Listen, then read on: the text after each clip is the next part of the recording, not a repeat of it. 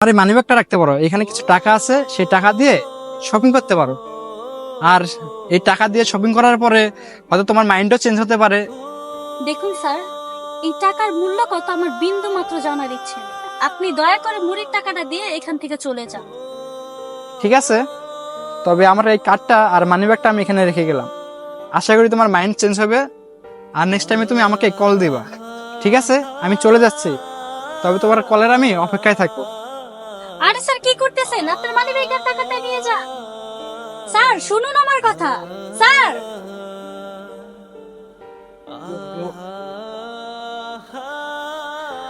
আমি জানতাম স্মৃতি আমাকে ছেড়ে কখনোই যেতে পারে না। যাই, ফুচকাগুলো নিয়ে ওর কাছে যাই। স্মৃতি, আরে তুমি আসছো? হ্যাঁ, ভালোই হয়েছে। দেখো না আকাশের কি অবস্থা, এই দোকান ঢাকতে হবে তো। আচ্ছা তুমি এটা রাখো, আমি দোকান ঢাকতাছি, ঠিক আছে? স্বামীর প্রতি তো বউদের ভালোবাসা এমনই থাকা উচিত, হোক সে ঝালমুড়িওয়ালা কিংবা অফিসার। আমাদের ভিডিওটি ভালো লাগলে অবশ্যই শেয়ার করতে ভুলবেন না। ধন্যবাদ সকলকে। আসসালামু আলাইকুম।